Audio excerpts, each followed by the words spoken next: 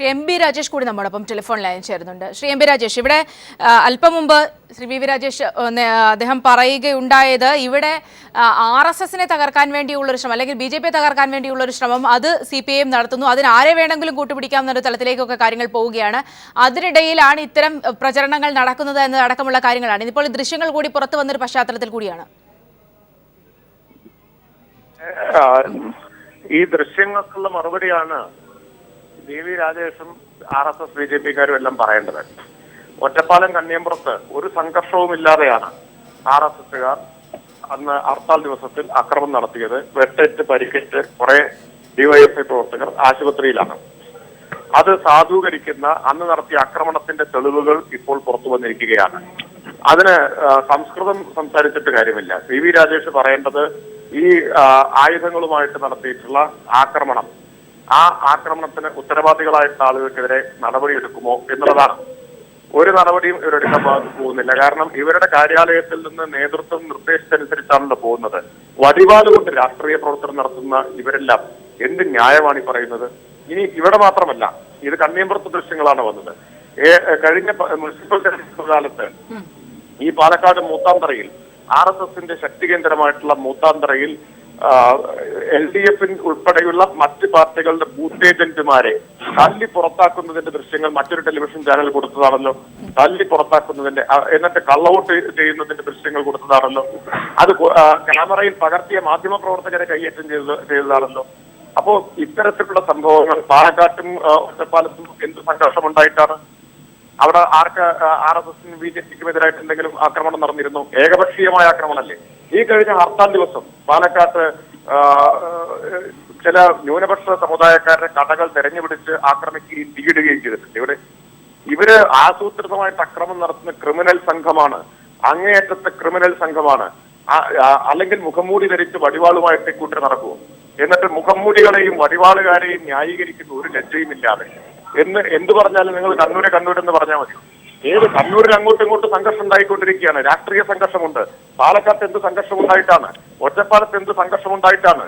ഏകപക്ഷീയമായിട്ട് നിങ്ങൾ അഴിച്ചുവിട്ട നിങ്ങളുടെ ക്രിമിനൽ സംഘം, സാമൂഹിക വിരുദ്ധ സംഘം നടത്തിയിട്ടുള്ള ആക്രമണമല്ലേ? ആ സാമൂഹിക വിരുദ്ധരെ മുഴുവൻ സംരക്ഷിക്കുന്ന ആളുകളല്ലേ നിങ്ങളൊക്കെ? ഞാൻ തിരികെ എത്താം. ശ്രീ വി വി രാജേഷ്, അവിടെയാണ് ഇതൊരു പുതിയ സംഭവമല്ല. പ്രത്യേകിച്ച് ഈ മേഖല കേന്ദ്രീകരിച്ച് നേരത്തെ തന്നെ ശ്രീ എം പി രാജേഷ് സൂചിപ്പിച്ചതുപോലെ തന്നെ ദൃശ്യങ്ങളടക്കം പുറത്തു വന്നിട്ടുള്ള വിഷയങ്ങളാണ്. അതുകൊണ്ട് തന്നെയാണ് ആവർത്തിച്ച് സംശയം വീണ്ടും RSSലേക്ക് തന്നെ എത്തി നിൽക്കുന്നത്. ബഹുമാനപ്പെട്ട NN കൃഷ്ണദാസ് കഴിഞ്ഞു, റിയാസ് കഴിഞ്ഞു, അടുത്ത MP രാജേഷ്, മൂന്ന് പേരും തന്നെ അവരവരുടെ ഭാഷയിൽ കല്ലുവച്ച നുണകൾ ഇങ്ങനെ പറഞ്ഞുകൊണ്ടിരിക്കുകയാണ്. എന്തായാലും MP രാജേഷ് മറുപടി പറയാനായിട്ട് ഞാൻ തയ്യാറ് തന്നെയാണ്. MP രാജേഷിനാണ് കൂടുതൽ ഒറ്റപ്പാലത്തെ കുറിച്ചൊക്കെ പറയാൻ വേണ്ടി. NN കൃഷ്ണദാസ് MP രാജേഷാണ് കൂടുതൽ ആധികാരികതയുള്ളത്. രാജേഷ്, RSSനെ കുറിച്ചുള്ള അല്ലെ BJPയെ കുറിച്ചുള്ള ഒരുപക്ഷെ നിങ്ങളുടെ അന്ധമായ വിരോധമാകാം ഇങ്ങനെ പ്രതിഫലിച്ചു കൊണ്ടിരിക്കുക. വടിവാള് കൊണ്ട് പ്രവർത്തിക്കുന്ന സംഘടനയാണ് RSS എന്ന് പറയുന്നത്. നിങ്ങളോട് ഞാൻ ചോദിക്കുന്നു, TP ചന്ദ്രശേഖരനെ മാന്ത്രിക ദണ്ഡ് വെച്ചാണോ കൊലപ്പെടുത്തിയത്? നിങ്ങളുടെ പാർട്ടിയുടെ കുഞ്ഞനന്ദൻ, നിങ്ങളുടെ പാർട്ടിയുടെ നേതാവായ ഏരിയ സെക്രട്ടറിയാ ശിക്ഷിക്കപ്പെട്ട അകത്ത് കിടക്കുക TP ചന്ദ്രശേഖരനെ കൊലപ്പെടുത്തിയത്. അതുകൊണ്ട് അത്തരത്തിലുള്ള ചർച്ചകളിലേക്കൊന്നും പോകരുത്. രാജേഷിന്റെ ലാഭയോടെ പറഞ്ഞത് കണ്ണൂരിൽ അങ്ങോട്ടും ഇങ്ങോട്ടും അക്രമം നടക്കും. തിരഞ്ഞെടുക്കപ്പെട്ട ഒരു MP ഇന്ത്യൻ പാർലമെന്റിൽ നിയമം നിർമ്മിക്കുന്ന, രാജ്യത്തിന്റെ നിയമം നിർമ്മിക്കുന്ന സഭയിൽ അംഗം പറയുക കണ്ണൂരിൽ അങ്ങോട്ടും ഇങ്ങോട്ടും കൊണ്ടുവന്നിരിക്കും. അത് അതിന്റെ സ്ഥിരം ഒരു പ്ലാറ്റ്ഫോമാണ്. അത് ഞങ്ങളുടെ മുഖ്യമന്ത്രിയുടെ സ്ഥലമാണ്. ആ ഗ്രാമത്തിൽ വേറെ ആരും ജീവിക്കേണ്ട, വേറെ ആരും പ്രവർത്തിക്കേണ്ട, വേറെ ആരും പ്രവർത്തിക്കാൻ ഞങ്ങൾ കൊല്ലുമെന്ന് ഒരു MP തന്നെ സമ്മതിക്കുന്ന ഒരു സാഹചര്യമാണ് ഉണ്ടാകുന്നത്. പാലക്കാട് ജില്ലയിൽ നിരവധി അക്രമ പ്രവർത്തനങ്ങൾ നടന്നിട്ടുണ്ട്. CPMന്റെ ഭാഗത്തുനിന്ന് പല പഞ്ചായത്തുകളിൽ ഞാൻ ഇടയ്ക്കൊക്കെ പോയിട്ടുണ്ട്. അവിടെ രണ്ടുപേരെ ഒരുമിച്ച് കൊലപ്പെടുത്തിയല്ലോ 3 വർഷം മുമ്പ്. CPMന്റെ ഭാഗത്ത് ശക്തമായിട്ടുള്ള അക്രമ പ്രവർത്തനങ്ങൾ പാലക്കാട് ജില്ലയിലെ പല സ്ഥലങ്ങളിലും വന്നിട്ടുണ്ട്. നിങ്ങൾക്ക് പാലക്കാട് ജില്ലയിലെ BJP നിങ്ങൾ ടാർഗറ്റ് ചെയ്യുന്നു, ഞങ്ങൾക്കറിയാം. കാരണം കേരളത്തിൽ ആദ്യമായിട്ട് ഒരു മുനിസിപ്പാലിറ്റി BJPക്ക് ഭരിക്കാൻ വേണ്ടി അവസരം ലഭിച്ചത് പാലക്കാട് ജില്ലയാണ്. ആ പാലക്കാട് മുനിസിപ്പാലിറ്റിയിലെ BJP പ്രവർത്തനത്തെ തകർക്കാൻ വേണ്ടി CPM ആസൂത്രിതമായി കുറെ കാര്യങ്ങൾ കുറെ കാലം കൊണ്ട് നടത്തുകയാണ്. അതിൽ ഞങ്ങൾക്ക് യാതൊരു പരാതിയുമില്ല, പരിഭവമില്ല. ഇന്നിപ്പോൾ പീപ്പിൾ TV ഈ ദൃശ്യങ്ങൾ പുറത്തുവിട്ടതിന്റെ പ്രത്യേകിച്ചുള്ള ഉദ്ദേശം കഴിഞ്ഞ മണിക്കൂറുകളിൽ കേരളം ചർച്ച ചെയ്തുകൊണ്ടുവരുന്ന ജേക്കബ് തോമസിന്റെ വിഷയം ജനങ്ങളുടെ മനസ്സിൽ നിന്നും മാറണം. ജേക്കബ് ശ്രീ തോമസ് രാജേഷ് അല്ലല്ല രാജിവെച്ച അവിടെ സ്വാഭാവികമായും ശ്രീ എം പി രാജേഷിന് മറുപടി പറയാം. പക്ഷേ ഇത് ഞങ്ങൾ ദൃശ്യങ്ങൾ പുറത്തുവിട്ടതിനെ കുറിച്ച് പറയാം. കാരണം ഇതൊരു ഉണ്ടാക്കിയെടുത്ത ദൃശ്യങ്ങളല്ലല്ലോ, യഥാർത്ഥത്തിലുള്ള ദൃശ്യമാണ്. അന്ന് സംഭവിച്ച കാര്യങ്ങൾ കൃത്യമായി ആ ദൃശ്യങ്ങളിൽ പതിഞ്ഞിട്ടുണ്ട്. വടിവാളുമായി ഒരാൾ എത്തുന്നു, ഒരാളല്ല ഒന്നിൽ കൂടുതൽ ആളുകളുണ്ട്, വലിയ ഭീതിതമായ ഒരു അവസ്ഥ സൃഷ്ടിക്കുന്നു. ഈ ഡിവൈഎഫ്ഐ പ്രവർത്തകൻ അയാൾ ആരുമായിക്കൊള്ളട്ടെ, അയാൾ വീടിനുള്ളിലേക്ക് അഭയം പ്രാപിച്ചു. ആ കതക് തുറക്കാൻ പറ്റാഞ്ഞത് കൊണ്ട് മാത്രമാണ് അവിടെ ഒന്നും സംഭവിക്കാഞ്ഞത്. അന്ന് അവിടെ ചുറ്റുമുണ്ടായിരുന്ന നാട്ടുകാർ പറഞ്ഞു അന്ന് അവിടെ കാണാഞ്ഞ നിരവധി ആളുകൾ ഇതുപോലെ RSSന്റെ പേരിൽ അവിടെ വന്ന് വലിയ ഭീതിതമായ അവസ്ഥ സൃഷ്ടിച്ചു എന്ന്. അവരുടെയൊക്കെ വാക്കുകളുടെ അടിസ്ഥാനത്തിൽ, ഈ ദൃശ്യത്തിന്റെയും അടിസ്ഥാനത്തിൽ പോലീസ് കേസെടുത്തു, ഇവരെ കസ്റ്റഡിയിലെടുത്തു. അതെ, നടക്കട്ടെ, അവരെ കോടതി മുമ്പായി ഹാജരാകട്ടെ.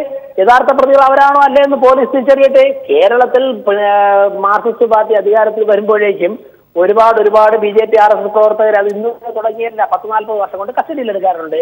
അതിൽ ഏറെക്കുറെ എല്ലാ പ്രവർത്തകരും തന്നെ വിട്ടുപോയിട്ടുമുണ്ട്. ചില ആൾക്കാരെ കള്ളത്തെളിവുകളുടെ അടിസ്ഥാനത്തിൽ ശിക്ഷിച്ചിട്ടുണ്ട്. ഇവിടെ ഒരു സംഭവം നടന്നു, നിങ്ങൾ പറയുന്നത് ശരിയാണെന്നുണ്ടെങ്കിൽ ആ പോലീസ് പിടിച്ച പ്രവർത്തകരെ കോടതി മുമ്പായി ഹാജരാകട്ടെ, തെളിവുകൾ ഹാജരാകട്ടെ. അവിടെയാണ് ശ്രീ എം പി രാജേഷ് ഇവിടെ ചോദിച്ചതുപോലെ തന്നെ, അങ്ങനെയെങ്കിൽ അവർ RSS പ്രവർത്തകരാണെങ്കിൽ അവർക്കെതിരെ നടപടിയെടുക്കുമോ? അല്ല, ഞങ്ങളുടെ സംഘടനയുടെ അടിസ്ഥാനപരമായ നിലപാട് ആരും അക്രമ പ്രവർത്തനങ്ങളിലൂടെ പൊതുപ്രവർത്തനം നടത്താൻ പാടില്ല.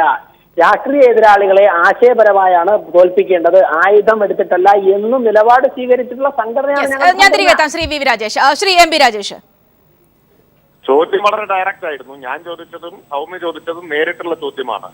ഈ ഗുണ്ടകൾ, ക്രിമിനലുകൾ RSSകാരാണ് എന്ന് തെളിഞ്ഞാൽ നിങ്ങൾ നടപടിയെടുക്കുമോ?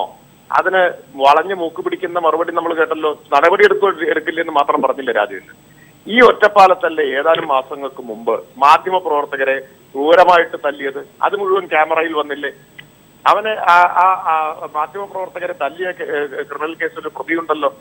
അയാളെ കൊണ്ടുവന്ന് ജയിലിൽ കോടതിയിൽ ഹാജരാക്കുന്നതിന്റെ ദൃശ്യങ്ങൾ നിങ്ങൾ കണ്ടിട്ടില്ലേ?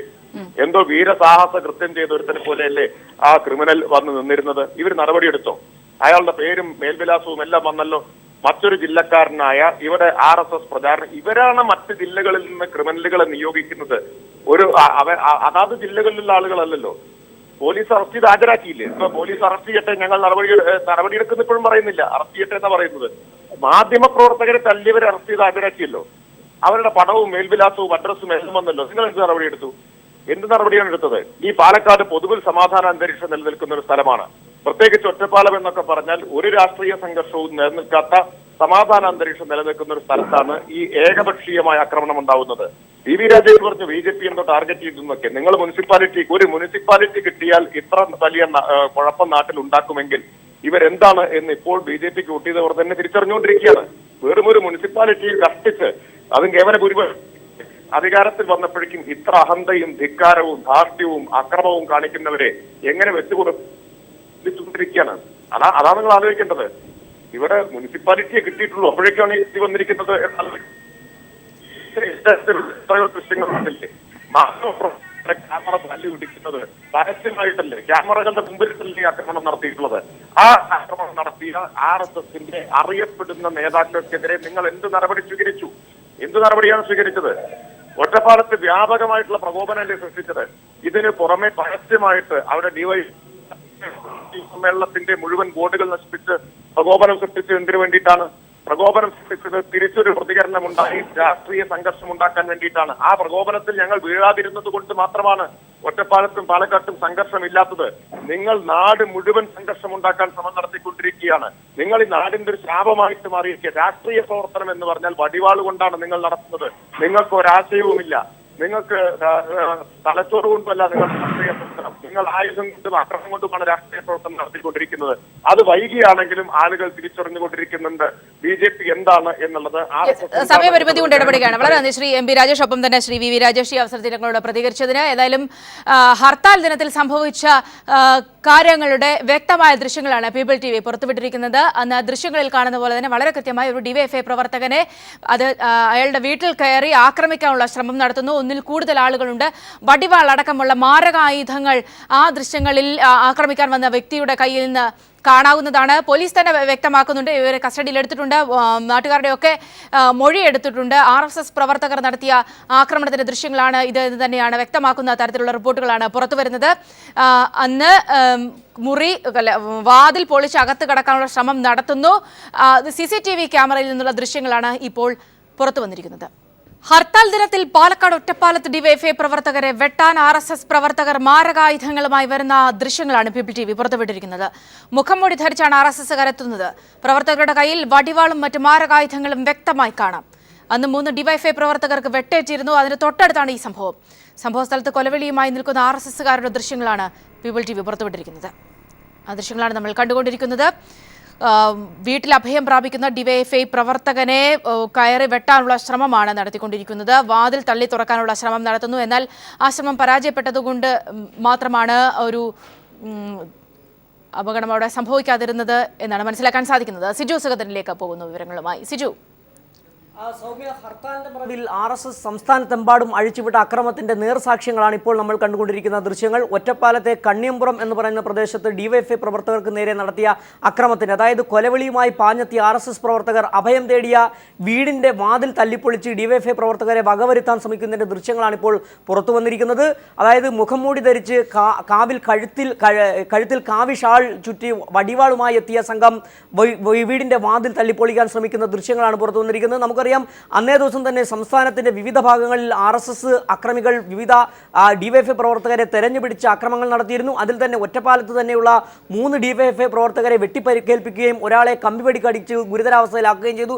ഇതിന്റെ തുടർച്ചയായിട്ടാണ് അന്നേ ദിവസം കണ്ണയമ്പുറത്ത് തന്നെയുള്ള ഈ അതായത് അന്ന് വീട്ടിൽ സ്ഥാപിച്ചിരുന്ന CCTVയിൽ നിന്ന് ദൃശ്യങ്ങളാണ് ഇപ്പോൾ പുറത്തു വന്നിരിക്കുന്നത്. ഈ ദൃശ്യങ്ങൾ തന്നെ വെളിവാക്കുന്നത് അന്ന് വ്യാപകമായ ഒറ്റപ്പാലം പ്രദേശത്ത്, കാരണം അവിടെ യാതൊരു സംഘർഷാവസ്ഥ നിലനിൽക്കുന്ന പ്രദേശമായിരുന്നില്ല ഒറ്റപ്പാലം. അന്ന് തന്നെ ആ ഭാഗത്ത് ഡിവൈഎഫ്ഐ മാനവ മഹോത്സവം സംഘടിപ്പിക്കാൻ ശ്രമിച്ചിരുന്നു. മാനവ മഹോത്സവത്തിന്റെ ഭാഗമായി സ്ഥാപിച്ചിരുന്ന അയ്യങ്കാളിയുടെയും അതോടൊപ്പം തന്നെ ശ്രീനാരായണ ഗുരുവിന്റെയും വിവേകാനന്ദന്റെയും അടക്കം ഫ്ലക്സ് ബോർഡുകളും അതോടൊപ്പം തന്നെ പോസ്റ്ററുകളും തല്ലി തകർത്തതിന് ശേഷമാണ് RSS പ്രവർത്തകർ ഡിവൈഎഫ്ഐ പ്രവർത്തകർക്കെതിരെ പാഞ്ഞെടുക്കുകയും ഡിവൈഎഫ്ഐ പ്രവർത്തകരെ തെരഞ്ഞുപിടിച്ച് ആക്രമിക്കുകയും ചെയ്തത്. അന്ന് മാത്രമല്ല, നമുക്കറിയാം, ഹർത്താലിന്റെ ദിനത്തിൽ സെക്രട്ടേറിയറ്റിന് മുന്നിൽ നടത്തിയ BJPക്കാരുടെ മാർച്ച് പകർത്താനെത്തിയ മാധ്യമപ്രവർത്തകർക്കെതിരെയും വ്യാപകമായ ആക്രമണങ്ങൾ RSSകാർ അഴിച്ചുവിട്ടിരുന്നു. നിരവധി മാധ്യമപ്രവർത്തകർക്കും അതോടൊപ്പം തന്നെ മാധ്യമപ്രവർത്തകരുടെ ക്യാമറകളടക്കം തല്ലിത്തകർത്ത സംഭവം ഉണ്ടായിട്ടുണ്ട്.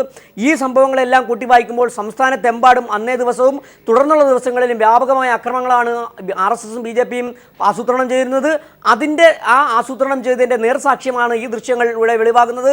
അന്നേ ദിവസം ഡിവൈഎഫ്ഐ പ്രവർത്തകരായ 3 പേരെ അതിഭീകരമായി വെട്ടിപ്പരിക്കേൽപ്പിക്കുകയും ഒരാളെ ഗുരുതരമായി കമ്പിവടി കൊണ്ട് അടിച്ച് പരിക്കേൽപ്പിക്കുകയും ചെയ്തതിനു ശേഷമാണ് കണ്ണമ്പുറത്തെ പ്രദേശത്തെ ഡിവൈഎഫ്ഐ പ്രവർത്തകരെ ആക്രമിക്കാൻ പാഞ്ഞെടുക്കുകയും അങ്ങനെ അഭയം തേടി ഒരു വീട്ടിൽ രക്ഷപ്രാപിച്ച ഡിവൈഎഫ്ഐ പ്രവർത്തകരെ വാതിൽ തല്ലി തകർത്ത് അകത്ത് കയറാൻ ശ്രമിക്കുന്ന ദൃശ്യങ്ങളാണ് ഇപ്പോൾ പുറത്തു വന്നിരിക്കുന്നത്. ഏതായാലും ഈ ദൃശ്യങ്ങളുടെ അടിസ്ഥാനത്തിൽ ഇപ്പോൾ പോലീസ് അന്വേഷണം ആരംഭിച്ചിട്ടുണ്ട്. സൗമ്യ. യെസ് സിജു, ഒരുപക്ഷെ അവിടെ തന്നെയാണ് അല്പം മുമ്പ് ഒരുപക്ഷെ വി രാജേഷിനെ പോലെയുള്ള ആളുകൾ ചോദിക്കുന്നുണ്ടായിരുന്നു ഇത് RSSകാരാണ് എന്നതിന് എന്താണ് തെളിവ് എന്ന്. ഒരുപക്ഷെ തൊട്ട് സമീപ പ്രദേശത്താണ് ഇത്തരം സംഭവങ്ങൾ നടന്നത്. അന്ന് ഹർത്താൽ ദിവസവുമായി ബന്ധപ്പെട്ടുണ്ടായ വിഷയങ്ങൾ ഇതൊക്കെ കൂടി ഉൾപ്പെടുത്തിക്കൊണ്ട് തന്നെയാണോ പോലീസ് ഇതുമായി ബന്ധപ്പെട്ട ഒരു അന്വേഷണത്തിലേക്ക് കാര്യങ്ങൾ കൊണ്ടുപോകുന്നത്? തീർച്ചയായും സൗമ്യ, കാരണം അന്നേ ദിവസം തന്നെ ഒറ്റപ്പാലത്ത് പരിചയമില്ലാത്ത നിരവധി പേരെ കണ്ടുവന്ന് പരിസരവാസികൾ തന്നെ വ്യക്തമാക്കിയിട്ടുണ്ട്. അതായത് പട്ടാമ്പി, കൊപ്പം, മരുതൂർ തുടങ്ങിയ ഇപ്പോൾ ഏറ്റവും പുതുതായി ലഭിക്കുന്ന വിവരങ്ങൾ അനുസരിച്ച് പട്ടാമ്പി, കൊപ്പം, മരുതൂർ തുടങ്ങിയ സ്ഥലങ്ങളിൽ നിന്നുള്ള RSS പ്രവർത്തകരാണ് ഒറ്റപ്പാലയിൽ കണ്ണയമ്പുറത്തെത്തി ആക്രമണം നടത്തിയെന്നാണ് അറിയാൻ കഴിയുന്നത്. പരിസരവാസികൾ ഈ ആക്രമണം നടത്താനെത്തി ഈ വീടിന്റെ ചുറ്റുവട്ടത്തുള്ള പ്രദേശവാസികൾ പറയുന്നത് ഈ ആക്രമണം നടത്താനെത്തി ഒരാളിനെ പോലും കണ്ടുപരിചയമില്ലെന്നാണ് പറയുന്നത്. അന്ന് നടത്തിയ, അതായത് ഡിവൈഎഫ്ഐ പ്രവർത്തകരെ തെരഞ്ഞുപിടിച്ച് ആക്രമിക്കാൻ വരുന്നു. നിരവധി ഡിവൈഎഫ്ഐ പ്രവർത്തകരെ അതിക്രൂരമായി ആക്രമിക്കുന്നു, ചിലരെ വെട്ടിപ്പരിക്കേൽപ്പിക്കുന്നു, ചിലരെ കമ്പിവടി കൊണ്ട് ആക്രമിക്കുന്നു. ഇങ്ങനെ ആക്രമണം നടത്തിയ ഡിവൈഎഫ്ഐ RSS പ്രവർത്തകരുടെ തുടർച്ച അവരോടൊപ്പം വന്നവർ തന്നെയാണ് മറ്റ് ആക്രമിക്കാൻ സാധ്യത, അതായത് മറ്റ് ആക്രമണം നേരിടേണ്ടി വന്നിട്ടില്ലാത്ത മറ്റ് ഡിവൈഎഫ്ഐ പ്രവർത്തകരെ തെരഞ്ഞു പിടിക്കാനുള്ള ശ്രമത്തിൻ്റെ ഇടയിലാണ് ഈ ദൃശ്യങ്ങൾ കിട്ടിയെന്നാണ് അറിയാൻ കഴിയുന്നത്. ഏതായാലും ആ വീട്ടിൽ ഒരുപക്ഷെ CCTV സ്ഥാപിച്ചിട്ടുണ്ടായിരുന്ന ആ CCTVയിൽ നിന്നുള്ള ദൃശ്യങ്ങളാണ് ഇപ്പോൾ വ്യക്തമായിരിക്കുന്നത്. വളരെ വ്യക്തമാണ്. മുഖം മൂടി ധരിച്ചുകൊണ്ട് കഴുത്തിൽ ഒരു കാവി ഷാൾ ചുറ്റി വടിവാളുമായി എത്തി കതക് തല്ലി പൊളിക്കാൻ ശ്രമിക്കുന്ന ദൃശ്യം. ഏതായാലും ഈ ദൃശ്യങ്ങളുടെ അടിസ്ഥാനത്തിലാണ് ഇപ്പോൾ പോലീസ് അന്വേഷണം ആരംഭിച്ചിരിക്കുന്നത്. നേരത്തെ ഈ VV രാജേഷ് പറഞ്ഞതുപോലെ തന്നെ ഇത്തരത്തിൽ ഒരുപക്ഷെ കാവി ചുറ്റിയത് കൊണ്ട് മാത്രം RSSകാരാകണമെന്നില്ല. പക്ഷേ അന്ന് സംസ്ഥാനത്തെമ്പാടും അക്രമം അഴിച്ചുവിട്ടത് RSSകാരാണെന്നുള്ളത് പകൽ പോലെ വ്യക്തമാണ്. മാധ്യമങ്ങളിൽ അടക്കം അവരുടെ ദൃശ്യങ്ങൾ അവരുടെ തന്നെ തലമുതിർന്ന നേതാക്കൾ അടക്കം ഈ ആക്രമണങ്ങൾ ഈ RSS പ്രവർത്തകർ അഴിച്ചുവിട്ട അക്രമത്തിന്റെ സാക്ഷികളാണ്. സെക്രട്ടേറിയറ്റിന് മുന്നിൽ തന്നെ മാധ്യമപ്രവർത്തകരെ അടക്കം ആക്രമിക്കുകയും അവരുടെ ക്യാമറകൾ അടക്കം തല്ലിപ്പൊളിക്കുകയും ചെയ്തൊരു സാഹചര്യം. ഇത്തരം കാര്യങ്ങളെല്ലാം കൂട്ടി വായിക്കുമ്പോൾ സംസ്ഥാനത്തെമ്പാടും നടത്താൻ പ്ലാൻ ചെയ്തിരുന്ന ആസൂത്രണം ചെയ്തിരുന്ന ആക്രമണങ്ങളുടെ ഒരു ഒരു ഉദാഹരണം മാത്രമാണ് ഒറ്റപ്പാലത്ത് കാണാൻ കഴിഞ്ഞത്. ഏതായാലും ഈ പിടിയിലായ 3 പേർ ഈ അന്വേഷണം ആരംഭിച്ചതിന്റെ അടിസ്ഥാനത്തിൽ ഈ പ്രതികളിൽ തിരിച്ചറിയാൻ കഴിയുമെന്ന് അറിയാൻ കഴിയുന്നുണ്ട്. ഏതായാലും RSSനും അതോടൊപ്പം തന്നെ BJPക്കും ഇതിന്റെ ഈ കർത്തൃത്വത്തിൽ നിന്ന് ഒഴിഞ്ഞു മാറാൻ കഴിയില്ല.